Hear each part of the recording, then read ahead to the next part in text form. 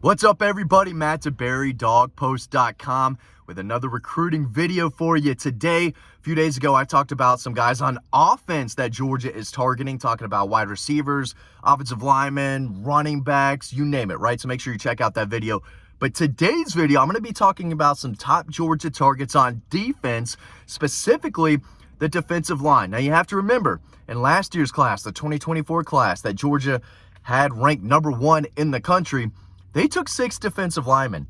So this class is all about getting some big, productive, elite defensive linemen. They may only take 4 since they took 6 in the last cycle. So there's definitely some big-time top prospects. I'm going to talk about some interior guys. I'm going to talk about guys on the edge, which guys are leaning Georgia's way, which guys maybe are leaning elsewhere. How many 5-stars can Georgia sign on the defensive line in this class? I'm going to be breaking it all down, so it's a massive recruiting video. But first, I gotta talk about my guys at College Bronze. I don't have my Bulldog right here because it's in the office. Obviously, I'm not at the office. I'm running around, running errands, so I gotta make this video in the car. But if you're looking for a Father's Day gift, graduation gift, I got you covered. You can look in the description below. Get yourself a 35-pound stone Bulldog, another member of the family. The reviews speak for themselves. It's a 5-star product.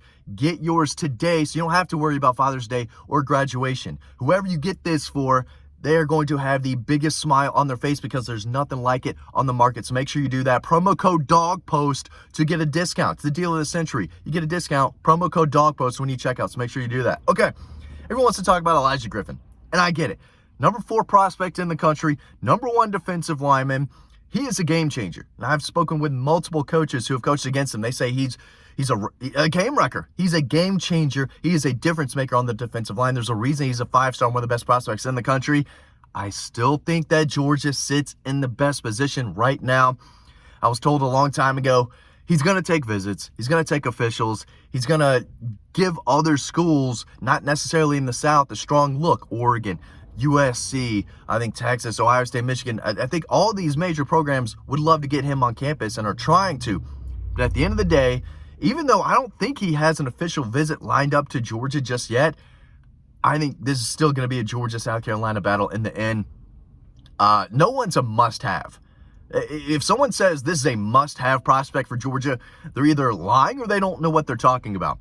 Georgia can win a national title without Elijah Griffin, but it'll be a little bit easier to do that if they have him. He's 97 tackles, 31 tackles for a loss, 17.5 sacks.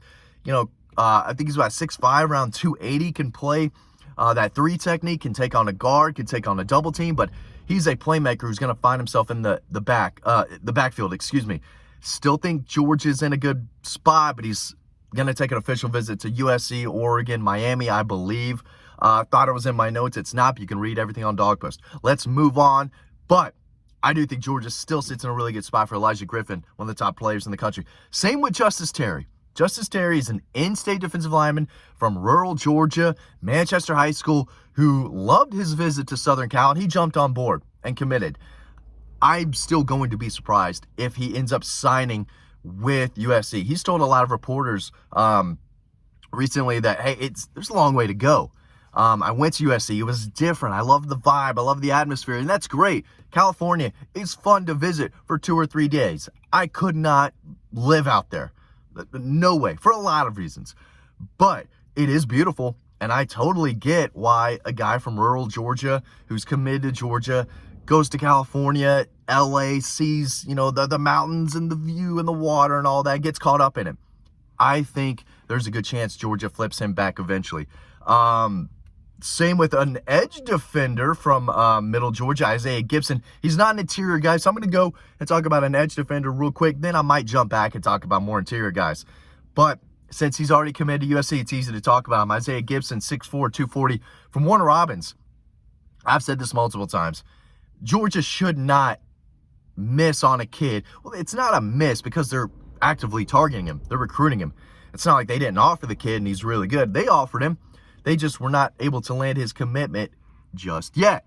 I still think that, these kids, they go out there and they love it and they commit, but, a lot of these kids are mama's boys. They love their family, especially if they're from rural Georgia and they're around their family their whole lives, brothers, sisters, cousins, aunts, uncles, grandmas, grandpa. You get it, right? A lot of them do get homesick. They want to be close to their family. And when it's time to make that final decision, you know, excuse me, bad YouTube. Can't be coughing. What am I doing? When it's time to make a final decision, they sit with their family. I think it's going to be really hard for these guys to turn down Georgia. And I'm talking about Justice Terry and Isaiah Gibson. Juju Smith, Julian Lewis, excuse me, Juju Smith. I'm talking about the wide receiver in the NFL. I mean, a little brain fog going on this Wednesday. Juju Lewis is not coming to Georgia because Georgia has their quarterback. But the other two, Isaiah Gibson and Justice Terry, I could absolutely see them flipping back to Georgia. So don't worry where they're committed in May. Where they're committed in May doesn't matter. And I'll say that for the rest of these Georgia commitments too. Getting a commitment in May is nice. You have to have that commitment in November and December. Moving on. They do have another commitment on the defensive line, though. I talked about Stephon Shivers earlier, or at least I meant to. A little brain fog again. Stephon Shivers, 6'4", 350 pounds, 90. I think I talked about him earlier. He's a 3-star. He won't be a 3-star very long. But on the edge, they've got Darren Ikenogwin, a long, athletic defender from, I believe, New Jersey. I think he's from New Jersey, but he's only been playing football for a few years. So this is a project guy. He's long, he's athletic, he's still learning the game. And this is kind of a blank canvas for Trey Scott and Coach Drebe because he does have the length, the burst, the potential, and the high ceiling is easy to see. He's the number 118 overall prospect, extremely respectable, number 17 edge defender. So, excuse me. He's a player to know. Let's go back to the interior guys because there's two more in-state interior defensive linemen I think are trending Georgia's way. One of them more than the other.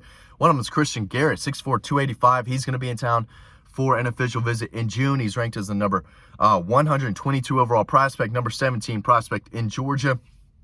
86 tackles last year, 9 tackles for a loss, 5 sacks from the interior spot, playing on a Prince Avenue Christian team that won a second consecutive state title.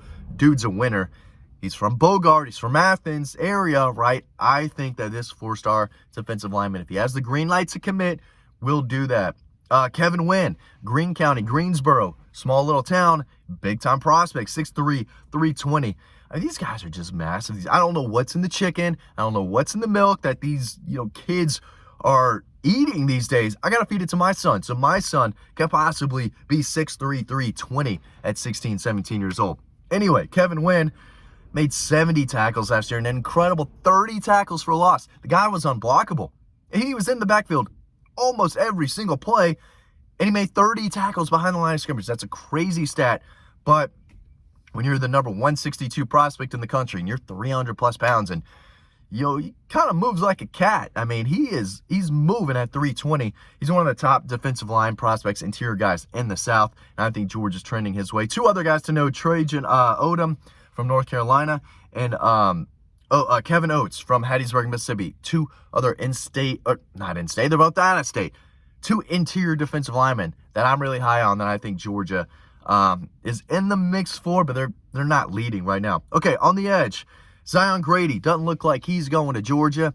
Could be an NIL thing, could be a depth chart type of deal. I think that's Miami or Alabama now, but there was a while where I thought Georgia was the team to beat for him back in the like January, February, maybe in a little March. I thought Georgia was a team maybe in the driver's seat. Don't feel that way anymore. Jared Smith, I just don't think is good enough to play at Georgia. This was a borderline 5-star when the early rankings came out. He's 6'6", 235. I saw him in February at the Atlanta Under Armour camp. It was not explosive, not a guy that stood out by any means. And I think if you're Georgia, this is a kid where you say, well, maybe South Carolina is the best fit for you. Maybe Auburn is the best fit for you. Maybe Kentucky is the best fit for you. But you're not good enough to play here. All right? Might be cold, but Georgia's win national championships. And if there's a guy that they're 50-50 on who doesn't show explosiveness, that's not a guy you want to take. It's just not. Let's see. So Jared Smith, I don't think is good enough to play at Georgia. Zion Grady, I think, is trending away from Georgia. We talked about Isaiah Gibson, an edge defender from Warner Robins. I think Georgia still has a good shot of flipping. Bryce Davis is an edge defender. And a Grimsley, number 77 overall player, number 9 edge defender. He's going to take an official visit to Georgia the weekend of June 14th. And then a new guy to keep an eye on, Marion Dye, I believe. Trey Scott went to go see him at Elkhart Central in Tennessee. He's a number 150 overall player, number 21 edge defender, number 3 player in Tennessee. I think Georgia's behind Tennessee and Ohio State right now. But if they, turn up the heat on him and can get him on campus for an official visit this summer, he becomes the guy to keep an eye on. So those are some interior guys, some edge defenders, but I think Georgia could still land 2 5-stars on the defensive line. Justice Terry, Elijah Griffin. I don't care if they're uncommitted or committed elsewhere. At the end of the day, I think Georgia has a really good chance to flip those guys and have them sign in this 25 class. Thanks for watching this video. You can read more about recruiting over on Dog Post. Make sure you get a college bronze Bulldog statue. It'll be the smartest thing you ever did. Again, you can get a discount today, promo code DOGPOST. It's all in the description below. You can read the reviews. It will be the smartest Father's Day graduation gift you ever get. Guaranteed. Thanks for watching this video. I'll see you on the website.